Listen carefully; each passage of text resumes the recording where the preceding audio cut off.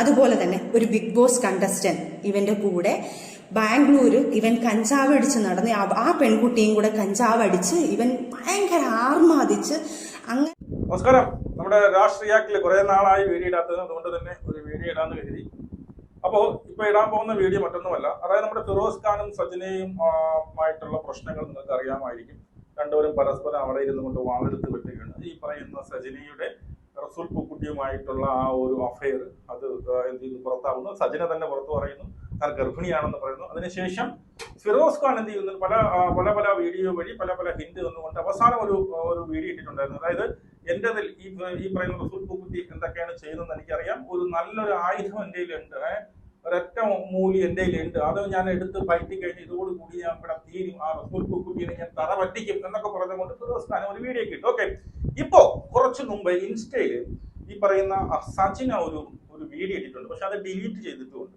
എനിക്ക് ഒരു 10-15 മിനിറ്റിനകത്ത് അത് ഡിലീറ്റ് ചെയ്തു. ഇപ്പൊ ആ സാധനം അവിടെ കാണുന്നത് വളരെ രൂക്ഷമായിട്ടുള്ള വിമർശനങ്ങളാണ്, അല്ലെങ്കിൽ ആരോപണങ്ങളാണ് ഈ പറയുന്ന നമ്മുടെ ഫിറോസ് ഖാനിന് എതിരെയായിട്ട് പറഞ്ഞിരുന്നത്. ഒരുപാട് പേര് ഒരു ബിഗ് ബോസ് താരത്തിന്റെ കേസ് പറയുന്നുണ്ട്. അവരുമായിട്ട് ഈ പുള്ളിക്ക് ലൈംഗികമായിട്ട് ബന്ധമുണ്ടായിരുന്നു, ഏതോ ഒരു 17 വയസ്സ് പോലും തികയാത്ത മൈനറായിട്ടുള്ള ഒരു പെൺകുട്ടിയുമായിട്ടുണ്ടെന്നും പറഞ്ഞുകൊണ്ട്. അതുമല്ല, ഏറ്റവും ഞെട്ടിക്കുന്ന മറ്റൊരു വിഷയം, നമ്മുടെ ഇപ്പോൾ ഈ പറയുന്ന നമ്മുടെ ഇവനുണ്ടല്ലോ ഷിയാസ് കരീം, ഈ ഷിയാസ് കരീമിന്റെയായി ബന്ധപ്പെട്ട ഒരു 10-60 വയസ്സുള്ള ഒരു മാമിയെ കുറിച്ച് പറയുന്നത്. ആ മാമിയുമായിട്ടും ഈ പറയുന്ന ഫിറോസ് ഖാന് ബന്ധമുണ്ടായിരുന്നു എന്ന് തുടങ്ങി ഭയങ്കര രൂക്ഷമായ വിമർശനങ്ങളാണ് അതിൽ തന്നിരിക്കുന്നത്. ആ വീഡിയോ ഞാനിവിടെ കൊടുക്കുക. ഇതിന്റെ ബാക്ക് നിങ്ങൾ കണ്ടിട്ട് നിങ്ങൾ തീരുമാനിക്കും ഇതിൽ എത്രത്തോളം ശരിയാണ്, എന്തൊക്കെ പൊക്കിടപ്പ് സ്റ്റോറീസ് ഉണ്ട്, ഇതിന്റെ സത്യാവസ്ഥ എന്തൊക്കെ നമുക്ക് പിന്നെ അടുത്ത വീഡിയോ പറയാം. ആദ്യം ഈ ഒരു വീഡിയോ നിങ്ങളൊന്ന് കണ്ടു നോക്കും. കുഞ്ഞിനിപ്പം 17 വയസ്സായി. ആ കുഞ്ഞിനെ പോലും ഒരു തരി സ്വർണം, ഏതോ വീഡിയോയിൽ ഇട്ടെന്നുള്ളത് അറിയാം, ഏതോ ഒരു വീഡിയോയിൽ വന്നിട്ടുണ്ട്, ഒരു തരി സ്വർണം പോട്ടെ, ഒരു തരി മുട്ടായി മേടിച്ചു കൊടുക്കട്ടെ, അവന് ഒരു ചെലവിന് പോലും കൊടുത്തിട്ടില്ല. എന്നിട്ട് പോലും ഈ കാര്യങ്ങൾ വരുമ്പം, പ്രശ്നങ്ങൾ വരുമ്പോഴത്തേക്ക് ഈ കാര്യങ്ങൾ പറഞ്ഞു, ഡിവോഴ്സിന്റെ കാര്യങ്ങളും ഈ കാര്യങ്ങളൊക്കെ മനസ്സിലാക്കിയിട്ട് ലാസ്റ്റ് ഇവൻ പറയുന്നു ഈ കുഞ്ഞിനെ, സോറി അതിൻ്റെ ഇടയ്ക്ക് ഞാൻ എൻ്റെ മൈൻഡ് വേറെ ഇങ്ങോട്ട് പോയി, അതുകൊണ്ടാണ് സോറി. അപ്പം ഈ ലാസ്റ്റ് ഇവരും പറയുന്നു ഈ ഡിവോഴ്സ് ചെയ്തിട്ടില്ല എന്ന്. അപ്പം എൻ്റെ മാരേജ് ഇല്ലീഗലാണ് അന്നേരം. ഇവൻ ചെയ്ത് വെച്ചേക്കുന്നത് ഇല്ലീഗൽ, എന്നെ കഴിച്ചേക്കുന്ന ഇല്ലീഗൽ മാരേജാണ്. അപ്പം ഇവൻ ഇത്രയും ദ്രോഹം ചെയ്ത പോരെ. പിന്നെ ഈ പ്രശ്നങ്ങൾ തുടങ്ങാൻ കാരണം ഒരു 5 സെന്റ് സ്ഥലം വീടും എനിക്കുണ്ട്. ആ വസ്തു ഞാൻ അവൻ്റെ പേരിലോട്ട് എഴുതി കൊടുത്താൽ അവൻ എനിക്ക് ഡിവോഴ്സ് തരാമെന്നാണ് പറയുന്നത്. ഇത് ഞാൻ പറഞ്ഞു പറ്റത്തില്ല, എനിക്ക് എൻ്റെ കുഞ്ഞുങ്ങളാണ്, എൻ്റെ കുഞ്ഞുങ്ങൾക്ക് വേണ്ടിയിട്ടുള്ളത് നിങ്ങൾക്ക് അടിച്ചു പൊളിക്കാനും ഇതൊന്നും ചെയ്യാനും പറ്റത്തില്ല. ഇപ്പം ജപ്തിയായി കിടക്കുകയാണത്. എൻ്റെ പേരിലാണ് ലോൺ എടുക്കുന്നത്, എൻ്റെ പേരിലേക്ക് ആ വീടിന് 15 ലക്ഷം രൂപയ്ക്ക് ഒരു ലോൺ എടുത്തിട്ടുണ്ട്, അത് ലാപ്സായി കിടന്നത്. എൻ്റെ ലാസ്റ്റ് അതും ജപ്തിയുടെ ഘട്ടത്തിൽ എനിക്കൊരു ക്രെഡിറ്റ് കാർഡ് അതെൻ്റെ തലയിലാക്കി. ഇവനൊരു ബുള്ളറ്റ്, ഞാനൊരു ഗിഫ്റ്റായിട്ട് കൊടുത്തൊരു ബുള്ളറ്റ് ഉണ്ട്, അതിനും മാസം അടയ്ക്കാമെന്ന് പറഞ്ഞിട്ടാണ് ഞാൻ ആദ്യത്തെ എമൗണ്ട് വെച്ചിട്ട് അവന് ഗിഫ്റ്റ് കൊടുക്കുന്നത്. അതും എൻ്റെ തലയിലായി സിവിൽ സ്കോർ വെച്ചിട്ട് എൻ്റെ മൊത്തം, എനിക്കിപ്പോൾ ഒരു ലോൺ പോലും, എനിക്കൊരു പേഴ്സണൽ ലോൺ പോലും എടുക്കാൻ പറ്റാത്ത രീതിയിൽ എന്നെ കുരുക്കിയിട്ടേക്കവൻ. ഇതെല്ലാം ചെയ്ത് ഞാൻ അങ്ങേയറ്റം ഞാൻ നിൽക്കുക. ഇനി എനിക്ക് പറ്റില്ല, എന്നെ ഇത്രയും ഞാൻ സഹിച്ച് ഇവിടം വരെ ഞാൻ എത്തിയിട്ടുണ്ട്. ഇനി എനിക്ക് സഹിക്കാൻ വയ്യ, എന്നെക്കൊണ്ട് ഇതെല്ലാം പറയിപ്പിച്ചാണ്. ഇനി എൻ്റെ കുഞ്ഞുങ്ങളെ പോലും, ഇനി ഒരു പക്ഷെ ഞാൻ ഇത് പറഞ്ഞില്ലെങ്കിൽ എൻ്റെ കുഞ്ഞുങ്ങളെ കൊണ്ട് നോക്കേണ്ട ഞാനാണ്, ഈ 2 കുഞ്ഞുങ്ങളെ നോക്കേണ്ടത്. നാളെ ഒരു കാലത്ത് എൻ്റെ കുഞ്ഞുങ്ങളെ പോകുമ്പോൾ നിൻ്റെ ഉമ്മ ഇങ്ങനെ ആയതില്ലേ മറ്റേതായിരുന്നു എന്ന് പറഞ്ഞു കഴിഞ്ഞാൽ എനിക്ക് എൻ്റെ കുഞ്ഞുങ്ങൾക്ക് നാണക്കേട്. എൻ്റെ മോൻ വിളിച്ചിരുന്നില്ല, പറഞ്ഞു പപ്പ ഉമ്മയുടെ വീഡിയോ, ഇങ്ങനെയുള്ള വീഡിയോകളൊന്നും ഇടല്ലേ, എൻ്റെ ഉമ്മയ്ക്ക് എന്തെങ്കിലും സംഭവിച്ചു കഴിഞ്ഞാൽ ഞാൻ പപ്പാടൊന്നും മിണ്ടത്തില്ല, ഞാൻ ആ വീഡിയോ നിങ്ങൾക്ക് വേണമെങ്കിൽ അത് എൻ്റെ കുഞ്ഞിൻ്റെ ഫോട്ടോ അതിന് ഇടാൻ പറ്റുന്നില്ല. ആ കുഞ്ഞൊരു എഴുതി റൈറ്റ് ചെയ്തിട്ടൊരു സാധനം ഞാൻ ഇട്ട് കൊടുത്തു. കാരണം ഇവൻ എന്നിട്ട് ആ കുഞ്ഞ് പോലും പറയുന്നത്, എന്നിട്ട് ഞാൻ ഞെട്ടിപ്പോയി. എൻ്റെ മോൻ പറയുന്നത് പപ്പ ഞാൻ ഇനി 5ാം ക്ലാസ്സിലായി, എന്നെ എല്ലാവരും കൂടെ കളിയാക്കും, പപ്പ ഒന്നും ഇങ്ങനെ പറയല്ലേ, ഉമ്മി പപ്പായെ സപ്പോർട്ട് ചെയ്തല്ലേ വീഡിയോ ഇട്ടത്, ഉമ്മിക്ക് വേണമെങ്കിൽ പപ്പ എന്ത് വേണമെങ്കിൽ ഇത്തിരി കാര്യങ്ങളൊക്കെ വേണമെങ്കിൽ പറയാമല്ലോ എന്ന് എൻ്റെ കുഞ്ഞ് ചോദിച്ചു. എന്നിട്ട് പോലും ഇവൻ വീണ്ടും ഈ ആക്ഷൻ വീഡിയോ കാണിച്ചു. ആക്ഷൻ വീഡിയോ ആർക്കും കാണിക്കാം ഫിറോസ് ഖാനെ? ഞാൻ ആക്ഷൻ അല്ല കാണിച്ചത്, ഞാൻ നിയമത്തിനാണോ പോയിരിക്കുന്നത്? എൻ്റെ കയ്യിൽ തെറ്റുണ്ടെങ്കിൽ ഞാൻ നിയമത്തിനോട് പോകത്തില്ല. എൻ്റെ തെറ്റുണ്ടെങ്കിൽ ഞാൻ ആദ്യമായിട്ട് ഒരു വീഡിയോ ഇതുപോലൊരു കാര്യത്തിൽ എടുത്തില്ല. ഇനി എന്തോ ആയിക്കോട്ടെ, ഇയാൾ ആദ്യത്തെ ഭാര്യയെ വിളിച്ചിട്ട് ഇന്നലെ പുള്ളിക്കാരിയും വിളിച്ച് ഭീഷണിപ്പെടുത്തുന്നുണ്ട്. ഏതോ ഒരു വീഡിയോ വന്നു, നിന്നെക്കുറിച്ച് ഇങ്ങനെ പറയൂടി, ഞാൻ അങ്ങനെ പറയൂടി, നീ അങ്ങനെ ചെയ്തു എന്ന് പറയൂടി, നീ ഏതവനോട് പോയി എന്ന് പറയൂടി. ഇതേ സംഭാഷണം തന്നെയാണ് ഞങ്ങൾ എല്ലാവരും ഇട്ട് ഇയാൾ ഒരുമാതിരി വൃത്തികെട്ട രീതി. അവർക്ക് പേടിയാണ്, കാരണം മീഡിയയിൽ വന്ന് ഇയാൾ പറയുമ്പം ആൾക്കാർ അതേ വിശ്വസിക്കത്തുള്ളൂ. അവർക്ക് മീഡിയയിൽ വന്ന് മീഡിയ പേഴ്സണായിട്ട് വന്ന് സംസാരിക്കാൻ അവരുടെ ഫാമിലി അങ്ങനെയാണ്. അവർ അത്രയും റിപ്പോർട്ടർ ഫാമിലി ആയതുകൊണ്ട് അവർക്ക് അത് പറയാൻ പറ്റുന്നില്ല. അവർക്ക് 200 150 പവൻ അവർക്ക് മിസ്സായിട്ടും അവർ സഹിയായിട്ട് നിൽക്കുക. കുഞ്ഞിന് പോലും ഒരു ചെലവിന് കൊടുക്കുന്നില്ല. ഇത്രയും ചെയ്തിട്ട് പോലും ഞങ്ങൾ 2 പെണ്ണുങ്ങൾ ഇതിനകത്ത് കടന്ന് പീഡനപ്പെട്ടുകൊണ്ടിരിക്കുക. ഇയാളുടെ കണ്ണിൽ ഞങ്ങൾ വെറും വേഷ്ടികളാണ്, ഞങ്ങൾ വെറും പന്നലുകളാണ്, ഞങ്ങൾ വെറും തെണ്ടികളാണ്. പക്ഷെ ഈ തെണ്ടികളാണല്ലോ 2 കുഞ്ഞുങ്ങളെ ഞങ്ങൾ നോക്കുന്നത്. ഞങ്ങൾ കഷ്ടപ്പെട്ടാണെന്ന് വളർത്തുന്നത്, ഞങ്ങൾ അധ്വാനിച്ചാണ് നോക്കുന്നത്. ഈ ഞങ്ങളെ കിടന്ന് എന്തിനാണ് ഈ തെണ്ടി ഇങ്ങനെ കിടന്ന് പറഞ്ഞുകൊണ്ടിരിക്കുന്നത്? സഖി കേട്ടിട്ടാണ് ഞാൻ ഇതെല്ലാം പറഞ്ഞു പോകുന്നത്. എനിക്ക് വയ്യ. അത് കഴിഞ്ഞിട്ടാണ് ദൈവമായിട്ടാണ് ഓരോ കാര്യം, ഇവന്റെ കാര്യങ്ങൾ പല കാര്യങ്ങളും ഞാൻ അറിയുന്നുണ്ട്. എൻ്റെ ലൈഫിൽ നിന്ന് എഴുതിവിട്ട ഞാൻ എന്തിനിവനെ ഞാൻ ഇതാക്കണം? എൻ്റെ ലൈഫിൽ ഒരാൾ വന്നിട്ടുണ്ടോ വന്നിട്ടില്ലയോ, ഇനി ആര് വരുന്നോ, ഇവൻ എന്തിനറിയണം? ഇവൻ കാണിച്ചു കൂട്ടുന്ന പ്രോകൃതം ഞാൻ അതും കൂടെ ഇതിനകത്ത് മെൻഷൻ ചെയ്തിട്ടുണ്ട്. എനിക്ക് ഒരു കാര്യം വിവരം പറഞ്ഞിട്ടുണ്ട്. അതിന്റെ സത്യാവസ്ഥ ഞാൻ വിളിച്ചു തിരക്കിയിട്ടുണ്ട്. പക്ഷെ അതൊരു മൈനർ കേസാണ്. ഒരു 17 വയസ്സ് സ്വന്തം മകളുടെ പ്രായമുള്ള ഒരു കുഞ്ഞിനെ ഒരു ഹോട്ടലിൽ കൊണ്ട് ഇവൻ കൊണ്ട് ഉപയോഗിച്ചിട്ടുണ്ട്.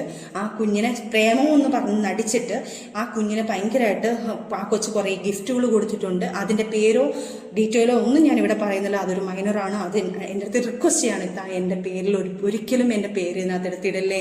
എൻ്റെ പേരിനകത്ത് എനിക്ക് കല്യാണം കഴിക്കാനുള്ളതായി എനിക്ക് തെറ്റുപറ്റിപ്പോയതാ ഒരിക്കലും. ഞാൻ ആ കുഞ്ഞിനെ എൻ്റെ മകളെ പോലെ, അല്ലെങ്കിൽ ഫിറോസിൻ്റെ മകളെ ഞാൻ ഒരു മകളെ പോലെ, എൻ്റെ മകളെ പോലെ ഞാൻ കാണുവാണ്. ആ കുഞ്ഞിൻ്റെ പ്രായമുള്ള ഒരു കുഞ്ഞ് എൻ്റെ അടുത്ത് റിക്വസ്റ്റ് ചെയ്യാണ്. അതുകൊണ്ട് ഞാൻ അത് എടുത്തില്ല. പക്ഷെ ലീഗലി ഞാൻ മൂവ് ചെയ്യുന്നുണ്ട്. ആ കുഞ്ഞിൻ്റെ പേര് വെളിയിൽ വരാതെ ഈ ഒരു കാര്യം ഞാനതൊരു ഇതിനകത്ത് റിപ്പോർട്ട് ചെയ്തിട്ടുണ്ട്. ആ കുഞ്ഞിൻ്റെ കാര്യം തിരക്കി കണ്ട് ലീഗലി ഇവൻ്റെ വെളിയിൽ ഒരു മൈനർ കേസിനെ ഈ കുഞ്ഞിനെ പീഡിപ്പിച്ച കാര്യം വെളിയിൽ വരണം. ഇനി എനിക്ക് നാണക്കേട്, എനിക്കും എൻ്റെ കുഞ്ഞിനെ നാണക്കേട് നോക്കിയിട്ട് കാര്യമില്ല. അതും ഞാൻ ലീഗലി കൊടുത്തിട്ടുണ്ട്. അത് മൂവ് ചെയ്യട്ടെ. അത് സത്യാവസ്ഥ എന്താണെന്ന് ഈ ലോകം അറിയട്ടെ. ഇവന്റെ തെണ്ടിത്തരം വെളിയിൽ അറിയണം. അതുപോലെ തന്നെ ഒരു ബിഗ് ബോസ് കണ്ടസ്റ്റന്റ് ഇവന്റെ കൂടെ ബാംഗ്ലൂര് ഇവൻ കഞ്ചാവ് അടിച്ച് നടന്ന് ആ പെൺകുട്ടിയും കൂടെ കഞ്ചാവ് അടിച്ച് ഇവൻ ഭയങ്കര ആർമാദിച്ച് അങ്ങനെ ഭയങ്കര രീതിയിൽ ഒരു ഹോട്ടൽ റൂം എടുത്ത് അവളെ യൂസ് ചെയ്തൊരു കാര്യമുണ്ട്. ഞാൻ ആ പുള്ളിക്കാരിക്ക് മെസ്സേജ് അയച്ചിട്ടുണ്ട്. ഞാൻ ആ പുള്ളിക്കാരിയുടെ ഡീറ്റെയിൽ ഇപ്പം പറയാതെ, ഞാൻ പുള്ളിക്കാരിയോട് സംസാരിക്കണം. എനിക്ക് ഡീറ്റെയിൽ വേണം. ഞാൻ കാര്യങ്ങൾ പറയാം. പുള്ളിക്കാരിയുടെ പുള്ളിക്കാരി മാപ്പെന്ന് പറയട്ടെ. അല്ലെങ്കിൽ എന്നെ വിളിച്ചിട്ടില്ലെങ്കിൽ ആ പുള്ളിക്കാരി ആരാണെന്നും ആ ബിഗ് ബോസ് കണ്ടസ്റ്റന്റ് എന്നറിഞ്ഞ ആരാണെന്നും ഞാൻ ഇനിയും പറയും. അത് ആ പുള്ളിക്കാരിയും കൂടെ ഞാൻ വെളിയിലെടുത്തിട്ടുണ്ട് വരും. അതേപോലെ തന്നെ ഒരു ആയുർവേദ ഡോക്ടറുകാരിയെ വിളിച്ചിട്ട് ഈ കൊച്ചിനെ ഇതേപോലെ മാരേജ് എന്നൊക്കെ പറഞ്ഞുകൊണ്ടാണ് ഇയാൾ ഇത് ചെയ്യുന്നത്. മാരേജ് ചെയ്യാം എന്നൊക്കെ പറഞ്ഞ് ഫിസിക്കൽ യൂസ് ചെയ്തതിന് ശേഷം അയാൾ തലയിലായെന്നറിയുമ്പം ഇയാൾ നൈസിനെ അവരെയും തേച്ചു. അവരും മാനസികമായിട്ട് ഇപ്പം ദുബായിലെന്താണ്ട. അത് കഴിഞ്ഞ് വേറൊരു പുള്ളിക്കാരി, അങ്ങനെ കുറേ. അതേപോലെ തന്നെ നിങ്ങൾക്കറിയാമെന്ന് പറഞ്ഞിട്ട് ഷിയാസിന്റെ ഒരു കേസിൽ ഒരു സംഭവം നടക്കുന്നുണ്ടായിരുന്നല്ലോ ഒരു പുള്ളിക്കാരിയുടെ. ആ പുള്ളിക്കാരിയായിട്ട് ഇയാളും ഭയങ്കര അഫെയർ ആയിരുന്നു. അതും ഞാൻ കണ്ടുപിടിച്ചിട്ടുള്ളതാണ്. ആ കഥയിലുള്ള സാധനം തന്നെയാണ്. ആ പുള്ളിക്കാരിയും ഇതുപോലെ തന്നെയാണ് ഈ കാര്യങ്ങളൊക്കെ വന്നിട്ടുണ്ട്. അങ്ങനെ ഒരു കിൻഡൽ പെണ്ണുങ്ങളുമായിട്ട് ഇയാള് ഫിസിക്കൽ റിലേഷൻഷിപ്പിലായി. അയാള് ചതിച്ചു പോയ ആഫ്റ്റർ ഞങ്ങള് മാറി നിന്നതിന് ശേഷം ഇപ്പം വരെ ഞങ്ങൾ ഡിവോഴ്സ് ആയിട്ടില്ല. ഡിവോഴ്സ് ആവാനുള്ള കാരണം ഇയാൾ എനിക്ക് ഡിവോഴ്സ് തരുന്നതുമില്ല. ഇപ്പോൾ ഇല്ലീഗൽ മാരേജ് ആണ് ഇയാൾ എന്നെ ചെയ്തേക്കുന്നത്. അതെല്ലാം നിയമങ്ങളായിട്ട് നടക്കട്ടെ ഈ കാര്യങ്ങളെല്ലാം. അപ്പം ഇതുവരെ നടന്ന കാര്യങ്ങൾ, ഈ ബാക്കിയുള്ള കാര്യങ്ങളൊക്കെ ഞാൻ പുറകെ വരുന്നുണ്ട്. ഇയാൾ പല ആൾക്കാരെയും വിളിച്ച് പൈസ ചോദിച്ച് ഭീഷണിപ്പെടുത്തുന്നുണ്ടെന്ന് ഞാൻ അറിയുന്നുണ്ട്. അപ്പം ഭീഷണിയാണ് ഇയാളുള്ളത്. ഇയാൾക്ക് പണത്തിന് വേണ്ടിയിട്ടാണ് ചെയ്തത്. അതേപോലെ തന്നെ ഇയാളുടെ കൂടെ നിൽക്കുന്ന ഒരു മീഡിയക്കാരനാണ്. ആ മീഡിയക്കാരൻ്റെ പേര് ഞാനിപ്പോൾ പറയുന്നില്ല. എൻ്റെ ഇത് വെച്ചിട്ടാണ് ഞാൻ പറയാത്തത്. അയാളുമായിട്ട് ഒരു 6-7 മാസം മുന്നേ ഇത് വെൽ പ്ലാൻഡ് ആണ്. ഇങ്ങനൊരു സംഭവം ക്രിയേറ്റ് ചെയ്തെടുക്കണം, ഇങ്ങനൊരു പ്രശ്നം ഉണ്ടാക്കണം, ഇവരുടെ ഇടയ്ക്ക് പ്രശ്നം ഉണ്ടാകും, ഈ ഒരു സാധനം പൊട്ടിത്തെറിക്കും, ആ സമയത്ത് ഈ സാധനങ്ങൾ ചെയ്യും. ഇവരുടെ കൂടെ നിന്ന ഒരു സുഹൃത്ത് തന്നെയാണ് നമുക്കിതെല്ലാം പറഞ്ഞു തന്നിരിക്കുന്നത്. തെളിവ് സഹിതമാണ് നമുക്കിതെല്ലാം കിട്ടിക്കുന്നത്. ഇതൊന്നും എന്നെക്കൊണ്ട് എൻ്റെ കയ്യിൽ നിന്ന് പോയതിന് ശേഷം ഉണ്ടായതൊന്നും എനിക്കൊന്നും പ്രശ്നമില്ല. കാരണം അതിനു മുന്നേ എനിക്ക് ഫിറോസിനെ അറിയാം, എന്താണെന്നും എനിക്കറിയാം. അത് എനിക്കൊരു പ്രശ്നമേ അല്ല. പക്ഷെ ഇങ്ങോട്ട് കയറി നമ്മളാണ് മറ്റേ ആൾക്കാർ എന്ന് പറയുമ്പം ഇനി മിണ്ടാതിരുന്നാൽ ശരിയാവത്തില്ല. പക്ഷെ ഇനി എന്താണ് സംഭവിക്കാൻ പോകുന്നതെന്ന് എനിക്ക് അറിഞ്ഞുകൂടാ. ഞാനൊരു പ്രൊട്ടക്ഷൻ ഇത് എടുത്തിട്ടുണ്ട്. കാരണം ഇതെന്ത് ചെയ്യും, ഇവന് കണ്ണു മൂക്കൊന്നും നോക്കാതെ നമ്മളെ എന്ത് ചെയ്യുമെന്നുള്ളതെന്ന് എനിക്കറിഞ്ഞ ഭീഷണിയിൽ തന്നെ പറയുന്നുണ്ട്. എൻ്റെ കയ്യിലൊരു കത്താളുണ്ട്, നിന്നെ വെട്ടിക്കൊല്ലുമെന്ന് പറയുന്നുണ്ട്. അങ്ങനെയുള്ള കാര്യങ്ങളെല്ലാം പറയുന്നുണ്ട്. അപ്പം എനിക്ക് ജീവിക്കണം. ഇത്രയും പറയിപ്പിച്ചതും ഇത്രയും വെളി കൊണ്ടുവന്നതും ഫിറോസ് ഖാൻ തന്നെയാണ്. പറഞ്ഞ് വെറുതെ വിട്ട് ഞാൻ എല്ലാം കൂടെ വലിച്ച് വാരി എഴുതിപ്പിച്ചത് ഫിറോസാണ്. വേണ്ട വേണ്ട വേണ്ട വേണ്ട വേണ്ട എന്ന് പറഞ്ഞ് കുഞ്ഞിൻ്റെ തള്ളയാണെന്നുള്ളൊരു ഇതുപോലും ഇല്ലാതെ നിങ്ങൾ എന്നെക്കുറിച്ച് അനാവശ്യങ്ങൾ പറഞ്ഞ് മൂളി നിന്നല്ലോ. അപ്പം ഈ കഴിഞ്ഞ ചാനലുകളെല്ലാം ആഘോഷിച്ചിട്ടുണ്ടെങ്കിൽ ഇത്രയും കാര്യങ്ങൾ നിങ്ങൾ അറിയണം. ഇതാണ് ഈ ലൈഫിൽ ഉർവശി ശാപം ഉപകാരം എന്ന് പറയുന്ന കണക്ക് ഇത്രയും വൈറലായത്. മേ ബി എല്ലാത്തിൻ്റെയും ഒരു ആളിക്കത്തിലും അവസാനവും ആകട്ടെ. എനിക്കൊരു ഫ്രീഡം വേണം. എന്നെ ഈ കൂട്ടിന്ന് എങ്ങനെയെങ്കിലും ഒന്ന് എന്നെയും എൻ്റെ ആ 2 കുഞ്ഞുങ്ങളെയും, അതുകൂടാതെ ആ പുള്ളിയുടെ ആദ്യത്തെ വൈഫിനെയും ആ കുഞ്ഞിനെയും, ഞങ്ങൾ ഇത്രയും ഫാമിലി ഞങ്ങൾ ഇതിനകത്ത് ഇയാളുടെ പീഡനത്തിൽ ഞങ്ങൾ പേടിച്ച് ജീവിക്കുക. ഇത് ഉള്ള നിയമങ്ങൾക്ക് വേണ്ടി ഞാൻ പറയുക, ഞാൻ നിയമവശ പോയേക്കുക. ഞങ്ങൾക്ക് എന്തെങ്കിലും ഒരു നടപടി ഞങ്ങൾക്ക് തരണം. ഞങ്ങളെ കൂടെ നിന്ന് എന്നെ സപ്പോർട്ട് ചെയ്ത ആൾക്കാർ ഈ അനുഭവിക്കുന്നവർക്കേ അറിയത്തുള്ളൂ ഇതെന്താണെന്ന്. പ്ലീസ്, ഞാൻ ഇതിനകത്തൊന്നും പറയുന്നില്ല, ഒരു കള്ളത്തരവുമില്ല.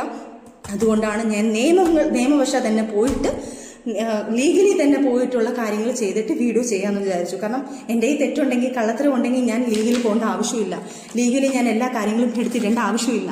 ലീഗലി എല്ലാ കാര്യങ്ങളും A to Z നടന്ന കാര്യം തൊട്ട് ഇപ്പം നടന്ന കാര്യങ്ങൾ, ഈ പെൺകൊച്ചിൻ്റെ കാര്യം വരെ ഞാൻ കൊടുത്തിട്ടുണ്ട്. അത് തിരക്കി കണ്ടുപിടിക്കണം, ഉള്ളതാണോ എന്ന് എനിക്കറിയണം, അതിനൊന്ന് തിരക്കണം എന്നുള്ള കാര്യം വരെ ഞാൻ, അതുള്ളതാണോ ഇല്ലതാണോ എന്നുള്ളത്, അത് ഉള്ളതാണോ എന്നുള്ളത് എനിക്കറിയാം. പക്ഷെ എന്നാൽ പോലും അത് നിയമവശ രീതി തന്നെ നടക്കട്ടെ. മൈനർ ആയതുകൊണ്ട് എനിക്കത് കൂടുതൽ പറയാൻ പറ്റുന്നില്ല. 17 വയസ്സുകാരിയാണ്. അപ്പം ആ കുട്ടിയുടെ കാര്യങ്ങളും അത് വെളിയിലാവട്ടെ. ഒരു പീഡന കേസ് പോലെ തന്നെ ആയിരിക്കാം ഇതും. അപ്പം ദയവ് ചെയ്ത് ഇത്രയുമാണ് ഞങ്ങളുടെ ലൈഫിൽ നടന്നത്. ഇനി എനിക്ക് ഈ പറഞ്ഞ കണക്ക് അയാളെ നല്ല കുഞ്ഞിനെ പോലെ തലയിൽ കൊണ്ട് നടക്കാൻ എനിക്ക് വയ്യ. എൻ്റെ റോബലിന് ഞാനുണ്ട്. ഒരു തള്ള ജീവിച്ചിട്ടുണ്ടെങ്കിൽ ഞങ്ങൾ അവൻ ഒരുമിച്ച് ഞങ്ങളെ കൊന്നോട്ടെ, ഞങ്ങൾ തീർന്നോളാം. ഇങ്ങനെ ചാവുന്നതിനെക്കാട്ടിലും നല്ലത് ഞങ്ങൾ അന്തസ്സായിട്ട് മരിക്കുന്നത് തന്നെയാണ് നല്ലത്. ദയവ് ചെയ്ത് ഇനി ഞാനൊരു വീഡിയോയ്ക്ക് വരത്തില്ല. ചിലപ്പോൾ ഇതിന് ശേഷം ഞങ്ങളെ കൊല്ലുന്നു, ഇയാളിനി വേറെ വല്ല വൃത്തികെട്ട വീടും പറഞ്ഞുകൊണ്ടായിരിക്കും വരുന്നത്. എന്തോ എനിക്കറിയത്തില്ല, എന്തോ ആയിക്കോട്ടെ. ഞാനിനി എങ്ങനെ നടന്നോ ഏതെന്ന് പറഞ്ഞോ എനിക്ക് ഒരു പ്രശ്നമില്ല. പക്ഷെ തുടക്കം തൊട്ട് അവസാനം വരെയുള്ള കാര്യം ഞാൻ നിങ്ങളടുത്തും പറഞ്ഞിട്ടുണ്ട്, നിയമങ്ങൾക്കും ഞാൻ പറഞ്ഞിട്ടുണ്ട്. ബാക്കിയുള്ളത് തീരുമാനിക്കട്ടെ. ദയവ് ചെയ്ത് ഒരു റിക്വസ്റ്റ് ഉണ്ട്, ചാനലിൽ നിങ്ങൾ ഈ വീഡിയോ എടുത്ത് ഈ മുറിച്ച് കെട്ടി ഇത് അങ്ങനെയാണ് ഇങ്ങനെയാണെന്ന് പറഞ്ഞ് ഒരു പെണ്ണിനെ വലിച്ചു കീറരുത്. ദയവ് ചെയ്ത് സത്യാവസ്ഥകൾ നിങ്ങൾ ഉള്ള വീഡിയോയും ഈ വീഡിയോ എല്ലാം ഇട്ടിട്ട് സത്യാവസ്ഥയിലോ നിൽക്കുക. നിങ്ങളെല്ലാ ചാനലുകാരെയും നിങ്ങളെല്ലാവരെയും എനിക്ക് അറിയാവുന്ന എനിക്ക് താല്പര്യമുള്ള ആൾക്കാർ തന്നെയാണ്. കാരണം നിങ്ങളൊക്കെ ഉള്ളതുകൊണ്ടാണ് ഞങ്ങൾ ജീവിച്ചു പോകുന്നത്. അതുകൊണ്ട് നമ്മൾ ജീവിക്കുന്ന ആഹാരം, നിങ്ങളുടെ ഫേമസും നിങ്ങൾ കൊടുക്കുന്ന സാധനം കൊണ്ട് ഞങ്ങൾ തിന്നുന്ന ഞങ്ങളെ തന്നെ വലിച്ചു കീറരുത്. പിന്നെ ഞങ്ങളെ കൊണ്ട് തിന്നുന്ന ആൾക്കാരുടെ അടുത്ത് ഒരു ലൈഫിനെ കരയിപ്പിച്ച് ഒരു വീട്ടുകാരെ നോവിച്ചിട്ടല്ല തിന്നേണ്ടത്.